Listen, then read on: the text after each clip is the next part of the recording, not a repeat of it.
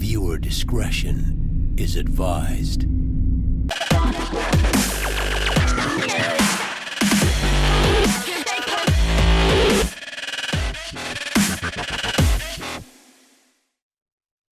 So, how are we going to do this show?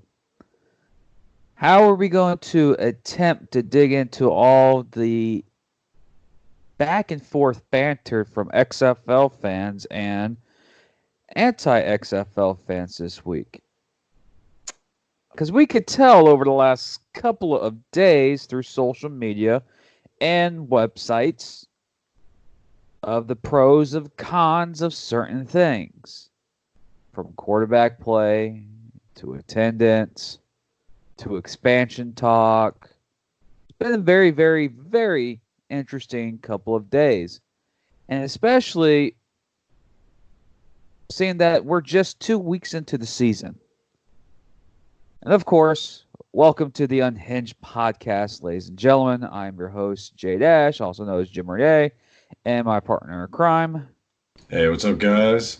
This is your part man, part machine, all podcaster, Carlos the Wrestling Movie Guy. Good to have you guys back. And before you pop off the top of that six-pack of anger and, dare I say, unhinged nerve, just want to remind you guys that we are sponsored by 503 Sports. If you want to get excellent XFL gear from 2001, you want to relive the glory days, or depending on how you look at it. But regardless, if you want some super cool Thunderbolts jerseys, LA Extreme jerseys, San Francisco Demon jerseys, whatever stuff you want off there, they got it. And make sure to put in Unhinged at the checkout line so you can get 10% off. Make sure to go check out XFL Newsroom for all your up-to-date XFL news. They are part of our family. We are part of their family. We can't thank them enough for helping support us. And it would be awesome if you go check them out. And you're probably on there right now. But if you're not, go check it out. And last of all, just a little bit more plugging. If you feel like helping us out financially, if you want to support us, go to anchor.com. This is where we have our podcast, and there will be an option for you to support us if you feel like it. And if not, all good. The show will continue to come out and be free. And after all that, let's get this ball rolling. So, I know a lot of people will attend or listen or watch this podcast on various different sites and want to know what our opinions are about this week's games, what we think. Well, we know that last week happened. We saw 4 games. Yeah, of course. We know what happened. We're not going to go to each and every single freaking game and give you breakdowns and statistics of each freaking game. Because you guys all pretty much already know that stuff as well, just as well as we do. Yeah, and they probably went to other podcasts because they do their live reaction and they drop their podcast literally maybe an hour after the games are completed. And good on them, you know. Good on them. They're doing their thing. Hey, I'm not hating. I'm not hating either. That means they're on top of their game. And we're slacking. But, you know, sometimes certain things happen. And you just got to go with the flow. Sometimes we get our keys locked in cars. Yes. Hint, hint. Yeah. Ask James how his weekend was. Yeah. Just go to Walmart, end up spending about $300. That's not right. And 120 of that is to unlock a freaking key from a car. But what are the highlights of this week, in my opinion, from this past week? The XFL got 2 quarterbacks back that the XFL desperately needs back. They both performed very well on their debuts, even though a little shaky, but they did. That was both Landry Jones and Josh Johnson. And the downside is we have a prima donna in New York showing his true colors from why he imploded in Oakland when he played in the NFL. And another positive for me is St. Louis. They look like they're going to be a contender in the East, and maybe that second team in the East to make the postseason because, honestly, do you really trust New York and Tampa right now? They're dumpster fires right now. Well, New York's not a dumpster fire yet. They need to start the right quarterback, Luis Perez. Then maybe they could get back into the playoff picture. But It's a very interesting week from my point of view. I don't know what you thought. I know your defenders won. Yay. And how? I definitely have 4 takeaways, one for each game. Maybe that's what I'll just do from here on out. For one, DC Defenders, first game of the day against the Guardians, completely blanked the Guardians. Like, it wasn't even close. Like, it should have been an even higher score. But my biggest takeaway from that is that I'd say right now the best well-rounded team in the XFL is clearly the Defenders. For those of you who got pitchforks from Houston yelling, "What the hell? What are you talking about? That's not possible. Look at us. Y'all are excellent." I would say that the Houston Roughnecks are the most entertaining team in the league, the most offensively gifted team in the league.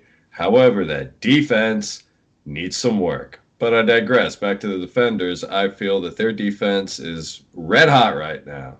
They made a great trade that at first I didn't really agree with. I wasn't sure I wanted to give up a corner that had received a pick 6 in week 1 for Anthony Johnson, who may or may not be damaged goods due to his, I don't know if implosion is the right word, but just for the way that things broke off in LA. But of course, that wasn't really his fault. The situation was looking very dire, and he wanted out. He felt betrayed with the firing of Pepper Johnson. So I just thought maybe that could go bad. I was proven wrong. The defense is even better now. 27-0, best well-rounded team in the league. Week 2, Dragons and Vipers. Hell of a game. The score may not reflect that, but I enjoyed the hell out of it. The Vipers have a pulse. They're not as bad as everybody thinks. I think that they could definitely claw their way back, but the Dragons played excellent. They were very good. They were solid. Could have done more to win in a less close fashion, but man, they did some amazing stuff on defense. The Renegades. Is Landry Jones overrated? I got questions about that. I remember last week we were discussing that, and I was like, well, you can overhype things, and sometimes it blows up in your face. And he got better, slow start, but he didn't really overall impress me, like, to the moon. But he definitely had some nice throws. He was able to make some reads when he started to get more comfortable. But is Landry Jones possibly overrated? That's my third takeaway. And finally, number 4, I got to steal yours. Battlehawks look damn good. They look excellent. I didn't expect them to beat Houston. I thought it was probably going to be a blowout. Well, maybe not a blowout, but, like a 35-18 kind of game. No, they fought. The Throne Samoan is playing a lot better. One of those picks was not really his fault. And then the other one that he thought was a free play, when there was clearly a guy off sides on the defense, and he threw that interception that should have been brought back. That wasn't really his fault, but I really like the direction that the Battlehawks are going in. That's definitely one of my big takeaways from this weekend. What else should we add to this stew? You said that the Battlehawks beat Houston. No, I said I didn't expect them to beat Houston. Oh, okay. I expected it to be like a 35-18 game. Houston, because, come on. Look at the offensive firepower they have going on. They have fireworks on the field. Oh. So if I misspoke, my bad, but I think you know what I meant. No, yeah, I know. Sometimes. I know what you meant. I just mainly just wanted to poke me. Yeah, because I thought you said it wrong. Oh, well, it happens. We're humans. But what are we going to get into? It's pretty simply the overall, if you watch the product of the XFL, one thing that we've been seeing is that the XFL has gotten into players' faces during the games for interviews, scoring plays, interceptions, or turnovers, big plays, and halftime interviews, of course. But one fool made himself look like a complete ass Saturday afternoon in D.C. was quarterback Matt McGloin. So much that he sucked so bad that he blamed the whole entire team for the reason why he is sucking. First off, let me rewind this back, ladies and gentlemen, months ago, when the 600,000 plus XFL followers on Twitter were around roughly about, give or take, maybe 80,000. This is before when the quarterbacks were assigned to the XFL. And a lot of us here at Newsroom and of course, the News Hub and the XFL board and the mothership, they had ideas of who the assigned quarterbacks were going to be. Matt McGloin was one of those quarterbacks that was surprisingly didn't really budge that meter. He was highly touted for some odd reason, though. Yeah, but out of the 8 starting quarterbacks so far, I would have expected probably not Matt McGloin, but either Jordan Ta'amu or Brandon Silvers or Josh Johnson, but Josh Johnson missed the first week, to be the first ones to blow up because of their teams not performing well. But I understand quarterbacks having bad, offensive drop plays or offensive possessions or a bad game.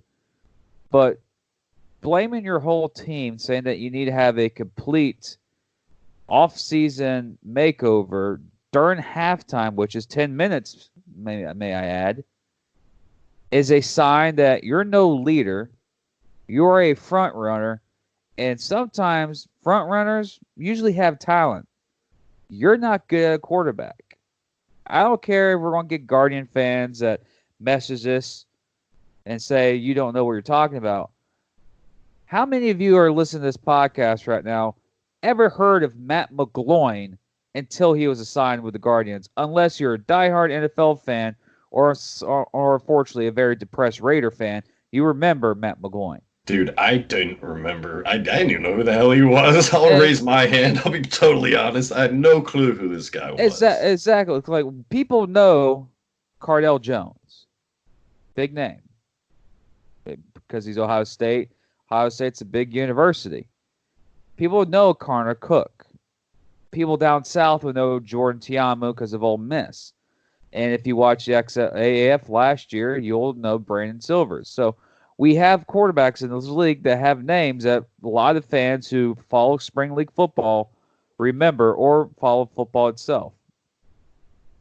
But showing your ass on live TV in front of a very disappointing TV rating audience, we'll get to that later, maybe later in the week. But a quarterback that shows his ass, throwing his whole team under the bus, only means one thing. You throw your offensive line under a bus for your shitty play, or your offense for your shitty play, like throwing the ball to Matt Elam in a deep fade route with 2 DBs covering the same one receiver and the deep safety, that's not the offensive line's fault. That's you throwing it up for a grab. Or for a grab, really. Throwing up to for grabs, basically. I just literally said that. But anyways, that's a sign of a terrible quarterback. And that goes to the narrative of the side chick of NBC getting pissy over the last couple of weeks about quarterback play. But Matt McGloin is a symbol of last week he had a decent game and he's like, oh, it's awesome. I'm playing a football game. I really enjoy it. I love this sport, love this team, to blow everything up. Let's change everything else in halftime because you're getting beat by a defensive line in DC who's pretty dominant this year so far in the XFL perspective.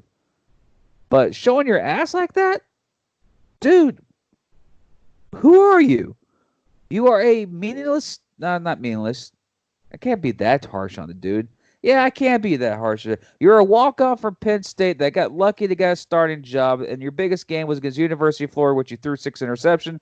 You were undrafted free agent, and you went to Oakland, and you shitted the bed again. Now you're in New York, and you're shitting the bed again. It's not the players around you. It's you. You're a below average quarterback, slightly above a trash can. You talk about not being cruel, goddamn. That's not being harsh. That's being factual. Yes, week 1 was impressive. You made me go, man, you're a pretty decent quarterback. Then I looked at some of your highlights in Penn State. Then I looked at some of your highlights when you're in Oakland.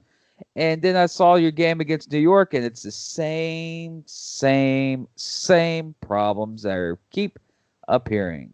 Yeah, the numbers definitely reflect this.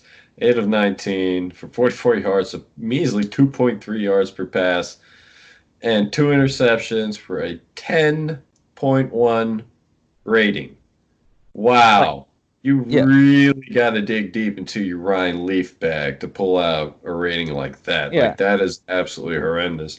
And I don't mean the guy like ill will and whatnot, but I do agree that he opened up his mouth in the worst possible way. Like, the way that Josh Johnson has been handling himself anytime he talks to the media during a game is absolutely perfect. Like, you could see the frustration on his face. And Landry Jones. Yeah, you could see it, but they handled themselves like professionals. And that is one thing. Both of them. The only positive that I take out of this whole Matt McGloin thing is that from a Crash TV entertainment perspective, I enjoyed seeing him like get mad, not because like I was rooting against him or anything, although he was playing against the the defenders. That's my squad. But I just think it's more entertaining for myself and the audience when you see those kind of meltdowns, because look, like it or not, when you say you hate to see a train wreck, you still sit there and you watch the train wreck. You know, it's entertainment. So I like that aspect of it. I was like, wow, that's something you never see in the NFL. Now, it blew up in his face and it's a bad look on his part, but as far as the entertainment aspect of the XFL goes, that's a big plus, and I enjoyed that. But man, he's got a lot of work to do, and he needs to be grateful for the opportunity he has been given. The thing is like, I understand if it was, let's say, Peyton Manning throwing his offensive line under the bus in his prime when he's throwing for at least 200 yards a game, but he's still getting killed. We got our idiot kicker getting liquored up and running his mouth. Yeah. That was a great moment. But continue. But I understand, because we see in the NFL and we see in college football, good quarterbacks that are having hell of a games are spending a lot of time on their ass, and they complain they blow up and go and they throw their offensive line under the bus, or they throw the receivers under the bus because they're dropping open passes that are not the fault of the quarterback. And usually when you get to that level of football, like quarterbacks like Patrick Mahomes, NFL type of quarterbacks, elite quarterbacks, they usually take blame when they play terrible. That is the difference between a very good professional quarterback and a person that knows where he is in the landscapes of his performance. That means, okay, I'm going to go fail my driving test, and I'm going to blame it on the steering wheel. Well, theoretically, that is possible that could happen. But I get what you mean. You don't blow your top like that. You don't say the coaching sucks. We need to change the whole game plan from the ground up. We got to get this and that and that fixed. No, you say, no, I lead this team. I am the leader. I am the captain. This is on me. Let's fix this. True. But also you can go all the way back to when New York made a trade for Luis Perez. There could be actually a reason why they traded him and get him there in New York. Because they anticipated this. They anticipated this, or dang it, I just forgot the guy's name. Matt McGloin. Matt McGloin. I almost said Matt McGuire. I have no idea where that freaking name's going to come from. McGuire, show me the money. Matt McGloin must have either showed this in practice, or Kevin Gilbride is seeing it, and they made a trade for Luis Perez because he's not even number 2 yet. So he was number 3 on the depth chart week 1 and number 3 last week. So I won't be surprised if he's number 2 on the depth chart this week, or may even get the nod as a starting quarterback if their situation is getting worse. If Matt McGloin has this type of performance again, or these antics again, which I kind of expect when they go to St. Louis, that's going to be an entertaining game. But throwing your team under the bus like he did on live television, just tells the team that he's better than you, and technically he's not better than you. You're all in this together. This is the XFL. And one thing you don't want to be, if you're a quarterback trying to prove yourself to NFL scouts and NFL coaches, you don't want your team to give up on you because they'll allow that defensive end to seep past the block, or they'll forget a snap count and you get an extra hit from a D tackle or D end or a linebacker. It happens. Offensive linemen do oopsies when the quarterback yells at him for something that's not the offensive line's fault. Trust me, I know. I played football. I kind of did it when I was in high school to our quarterback. He was a douchebag. But it happens in professional sports. All I'm just going to say is, Matt McGloin, you have just now become not really a heel. I can't say he's a heel now, but they were, week 1 and the week 2, they're pumping this guy up to be, the good story, the go-to story of the XFL, the guy rejuvenating his career, and then he does this at halftime. It's like the epic Vince McMahon's the guy in the cape type of gif where, he's all this, he's changed his career, and bam, he's actually a douchebag / heel that we've seen over the last 5 years. Well, that actually is right there a perfect heel turn. Exactly. You just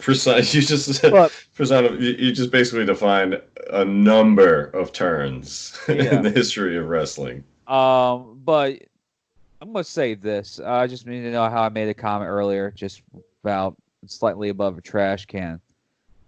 If he was in a better position, like if he was 12 for 14 for 117 yards and a touchdown and maybe an interception, and he's doing all he can do, but the defenders are still stopping him.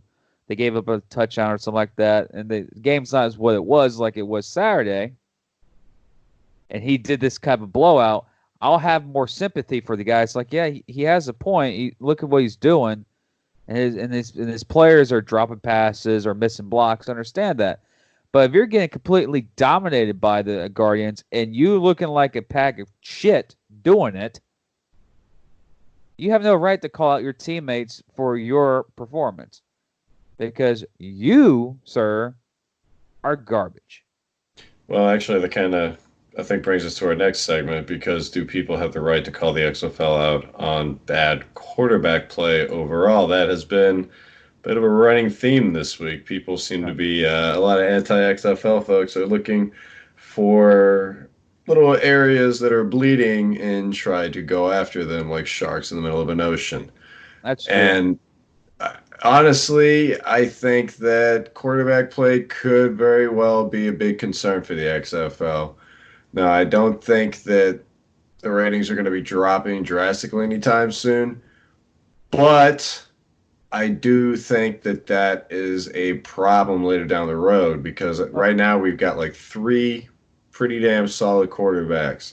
You got Mr. PJ, who's on a planet of his own. PJ Walker's just killing it, throwing Simone Tumamu, and Cardell Jones. They're playing excellent, but who else do we have in the XFL? If there's one thing that has rung true throughout the history of the NFL, or, well, any football league, is what's your name brand? Who are your players? Quarterbacks are always the most popular, and they are pretty much the faces of your league. Joe Montana's, Johnny Unitas's, Roger Staubach's, Troy Aikman, Elway, like all these guys. Like when you think NFL, those are the faces that come to mind. We got 3 guys in the XFL, and personally, I am getting a little bit concerned about that. Now, I'm still going to watch football because I watch a lot of football, so I know that quarterback play isn't the only defining feature of football. It's whether or not it's good football, and it doesn't necessarily need to revolve around a quarterback. Like, I enjoyed the Patriots and Rams Super Bowl, 14-7. So many people hated it. I loved the hell out of it. It kept me on pins and needles. Like, I was at the edge of my seat, like, who's going to break out? Who's going to get the score to win? Like, I love stuff like that. I didn't need huge, great quarterback play. But overall, for the XFL survival, I think that the quarterback play really needs to get stepped up. Do you think they can change the rules a little bit maybe to try to fix that? Or maybe teams are going to just have better talent on their bench? What do you think, man? Actually, I'm going to be one of these guys who is not going to be the torchbearer of the website that started this article, which is what our title of our episode is about. NBA or NBC side chick is getting salty, which if people do know who that side chick is, it's Pro Football Talk. Pro Football Talk is basically NBC Sports' version of a football show. They are connected. They, they say what they say about certain professional sports, especially football, because NBC wants to keep their nose in the field. And we should remember back in 2001, our fearless leader, Vince McMahon, started the XFL with a partnership with who? NBC. Who owns who? Pro Football Talk. So, with tweets like bad quarterback play is a problem for the XFL, and the image of it is Matt McGloin getting sacked. Well, we do know that Cardell Jones is the face of the league, and he's been playing very well. We do know Philip Walker is playing insanely well. Actually, I would say that Walker is really the face of the league. As much as I love Cardell, I mean, Walker's got 7 touchdowns already. Yeah. And Jordan Tiamu showed what he can be in the league from last year. But those are 3 guys out of a 8-team league. Now, you get all the questions about bad quarterback play coming in the league.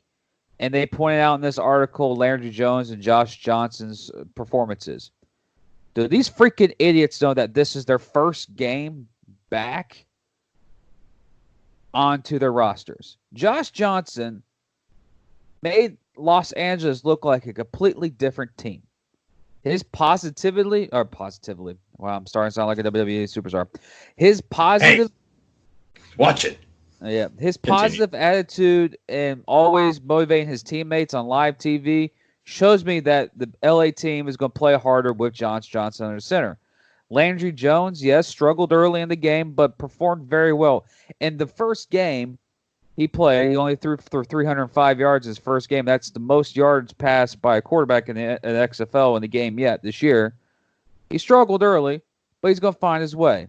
If those top 5 quarterbacks, Landry Jones, Josh Johnson, Jordan Tiamu, Walker, and Cardell Jones, keep performing like they're doing, even from the first games between Jones and Johnson, the XFL will have 5 decent quarterbacks. The other 3 quarterbacks will be questions because I think that the true starting quarterback who will put a good image on the league is on the bench in New York, Luis Perez. Aaron Murray, Tampa situation, they just don't have any quarterbacks there. That's an issue down there. And Brandon Silvers is just being Brandon Silvers. He's being average. So my MVP pick of this year is out the window. That was fast. That escalated quickly. But is quarterback issue really the problem here? Or is Pro Football Talk really just digging up storylines, making up clickbait to cause ruckus in the XFL community? And they have done that very well. I usually don't go after big-time websites because, of course, they have a blue check mark. They're verified. But a lot of us here that follow the XFL have seen their negative tweets over the last month or so. They've been digging up about how ratings are bad, how the ratings have dropped, how the attendance in games has dropped. They said in one of their tweets, which is very, very, very, my opinion, stupid. I gotta find the tweet here. Saying that the XFL should go after quarterbacks like Colin Kaepernick, Johnny Manziel, Tim Tebow. They get big names in the league. How many times have we XFL fans or people who have covered this league for 2 years have said The XFL is not going to touch Colin Kaepernick because Colin Kaepernick wants $25 million minimum. The XFL is not going to go over Johnny Manziel because they don't believe in his character issues. It's not his ability as a player; it's his character issues that they're worried about. And they have and still have been talking to Tim Tebow. That's been reported by Newsroom for a couple months now. And Tebow just wants to do baseball. Now, if Tebow wasn't with the New York Mets Minor League Association, he will be in the XFL, and Pro Football Talk will be all over him, like kissing him everywhere. So, oh, Tim Tebow. Then you get Pro Football Talk with their, smart people saying, "I really want to like the XFL. I'm trying to like the XFL, but I currently have some same problem I had in the USFL back in 1983. It's hard to care about football when it's no football season." Whoever wrote that tweet remembers the USFL in 1983, so technically that individual is either in his late 40s or early 50s. Or can it be very rare, late 30s? Well, not to like age discriminate or anything. It's still though, like at the end of the day, like if you're feeling that way, you don't necessarily like really have to cover it. So if you don't care about it, why are you covering it? Why are you talking about it? I really want to love it. That's so stupid. Either you do or you don't. Just be honest. What aggravates the fuck out of me is you go right in this tweet right here. The DC's Defenders saw a 12.4% attendance drop in week 1 to week 2. Hey, assholes, did you know it was also 30 degrees colder the following weekend than it was opening weekend? It was 56? It was cold. It was cold as balls, and I had work, so I couldn't be there. Yeah, it was 56 opening weekend, and then it was like 34 with a wind chill of 29, and 15,000 people showed up. That's a hell of a crowd. So with negative articles like this, then on the same day, there go, with more than 29,000 people showing up in Seattle, XFL sees a 9.5% bump in attendance from week 1 to week 2. Exactly 2 hours after they posted the XFL Defenders attendance decreasing. So what are the actual numbers from the XFL from week 1 to week 2 in attendance? What are the actual numbers? The XFL, 8,000 more fans attended XFL games in week 2 than in week 1. Yeah, it's because of Seattle. What have we heard from Pro Football Talk and NBC, Ebersol's people, ever since their glorious AAF fell to the ground, burned to ash? What they were saying? Well, Orlando and San Antonio, they average about 30,000 people. Well, brace yourselves, AAF humpers and Charlie Ebersol and Pro Football Talk. The city that the XFL has been waiting for to host a game will have their chance this weekend. And from all indications, they are either going to be at 30,000 or above 30,000. So there is the XFL's version of San Antonio. We already have our version of Orlando, and that's Seattle. So the negative ads, especially the one that came out yesterday about ABC XFL ratings dip from week 1 to week 2. In week 1, it was like 3.9 million to 4 million people saw the XFL game. It went down to 2.9 or 2.4. 2.4, it peaked at 2.9, was 2.4. So it did. Actually, it did peak at around 3.1, actually. And on top of that, the one thing that they failed to mention is that one of those games was on Fox Sports 1. So that was around 1.9 million to peak at that one. Oh, yeah. So you were going to have a dip anyway. That's always going to happen. Anytime you have a new TV show debut, there's going to be a dip. WWE, when it debuted on Fox, had about 5 million watchers, and it has gone down to around 3.2. Guess what? It's still number 1 in the demographic on Friday between 18 and 49, and it's still the number 1 rated show on Fridays. So for them to completely dismiss that and not actually say, well, you were supposed to expect the numbers to drop, and not even bother to mention, oh yeah, one of the games was on Fox Sports 1, which not every single person has that channel in their house. Like they didn't even account for that. So it's like, do your homework and stop talking shit. Yeah, it's very sad where they say that the XFL dipped ratings from week 1 to week 2, but I found a tweet from last year, which you can find it on Unhinged Podcast, where Pro Football Talk praised the TV ratings of the AAF when 2.9 million debuted on CBS primetime Orlando and Atlanta and the San Antonio, I think it was San Diego the first week. And then the second week came and their ratings went from 2.9 million to 500,000 people per channel.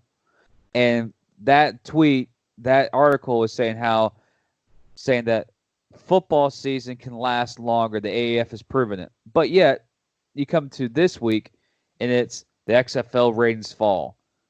Well, Pro Football Talk, at least the XFL is still in the millions. The AAF went from millions to 200,000, 400,000 within a week.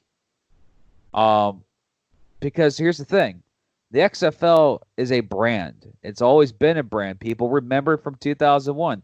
And people took the AAF as a, oh, this is a wannabe XFL league. Let's just test it.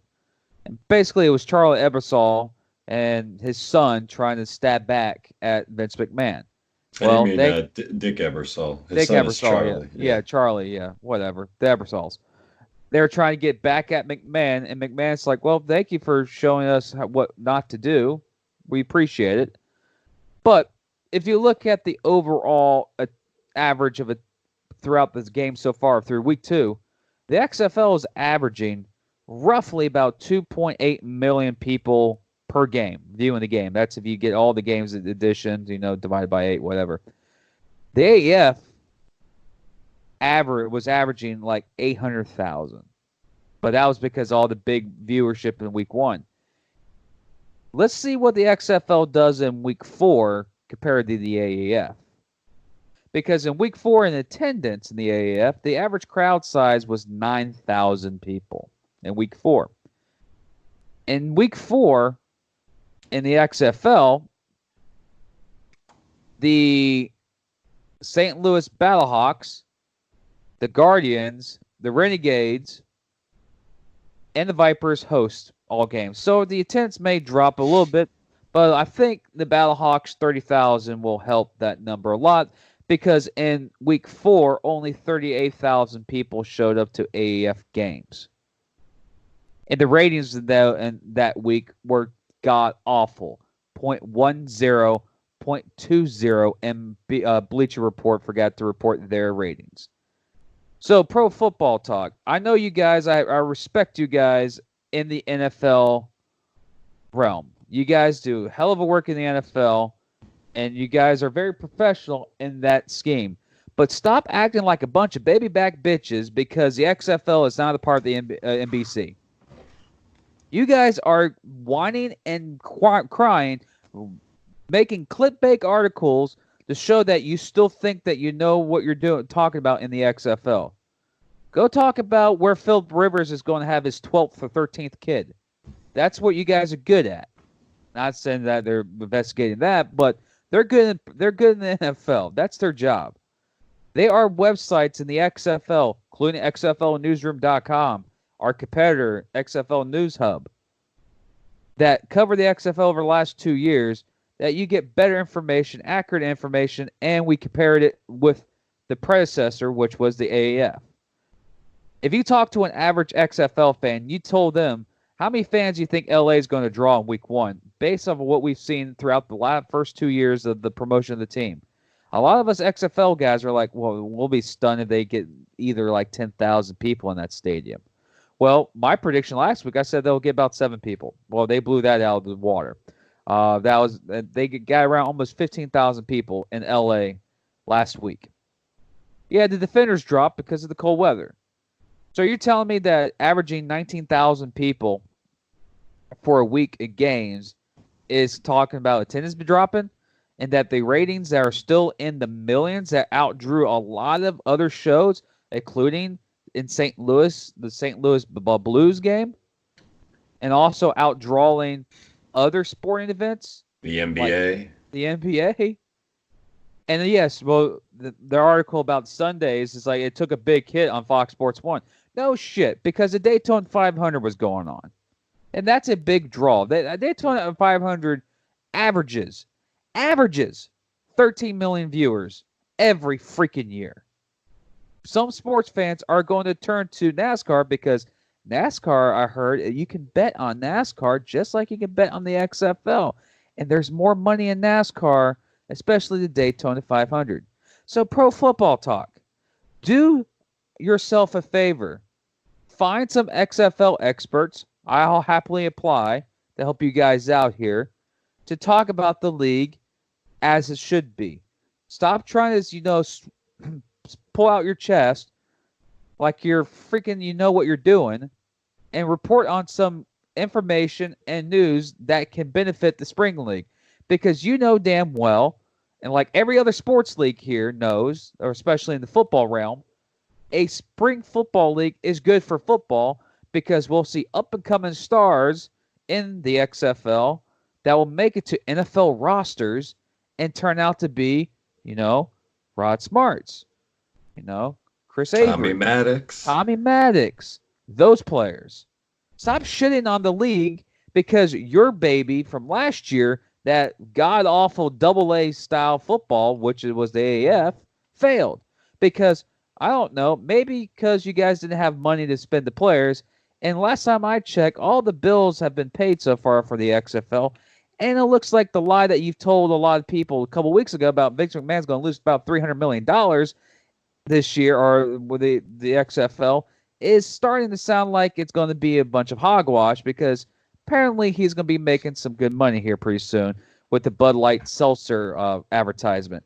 So, yeah, Pro Football Talk, do yourself a favor and shut the hell up about the XFL and cover the NFL. You got the combine to get ready. You got to go start studying guys in their underwear doing 40s. Go do that. That's what Pro Football Talk should be doing from now on, especially during spring. Woo! All right. Now, you got that stress ball next to you? You're going to start squeezing that? You're going, Yeah, not really. Breathe in, breathe out. God damn. The anger. I mean, I knew that I was bad, but I don't think I really have anything to add there because you just threw it all out there. Just threw it all on the wall and see what sticks. I like it. I agree. They need to do their homework. They need to actually stop being so biased. And you got to wonder if maybe the Eversols are talking to those at NBC like, hey, we used to run this show. You want to do us a solid and maybe take a few pop shots at this league, maybe drag them down with us? Oh, man. Dude, we got through a lot today. And I think we're going to have to save the rest for the next episode. What do you think, man? Yeah, that it's, you can, for everybody who wants to see what we're talking about, just go look at Pro Football Talk /XFL on their Twitter, and you can see all the garbage they are posting. It's freaking ridiculous. But besides from that, we can, we'll touch that up later because we got double shows this week that we're going to be dropping here. We'll just continue that subject to the next thing. So, from myself, J-Dash, and Carlos, wait, hold up. We still got a plug. I know. Got to do it. Yeah, we got to do it. Remember? I was going to do the plug, but okay. Oh, but I love doing it, man. I enjoy it so much. Remember, guys, if you want some cool XFL gear, old school XFL gear, make sure to go to 503 Sports. Put in Unhinged in that checkout line. Get yourself a cool 10% off. Go follow us on Twitter at XFL Unhinged. RN, I believe, XFL RN Unhinged, at XFL Newsroom, at Wrestling Movie G. And if you want to throw us a couple of bucks, help support this show, go to Anchor, go check out our podcast on there. It'll be a little option for you to donate and support the show if you want to do that. We'd most appreciate it. If not, as I said before, the show will continue to be free. And maybe I'll let James do the promo on the next one. Maybe. But But on my end, I'll catch you later, guys. Close it on out, James. Closing out when I want to close out. Remember, go check XFL Newsroom out. Check all the other podcasts. This is the XFL podcast. Patron Hawkins. This week in the XFL with the ref, the guard post, Radio Strike Viper Nation. Go check out XFL Newsroom. A lot of great podcasts, and of course us and Unhinged. We'll drop one later in the week. Hopefully, you guys enjoy week 2. Go dig up some more information about pro football talk, and you've been warned. So see you guys later, and yeah, we'll call this episode a due. So don't get too salty, NBC's side chick. I always want to say NBA, but anyways, yeah, they're still pissed about the NBA too. Suck it, NBC. Talk to you guys later. Peace.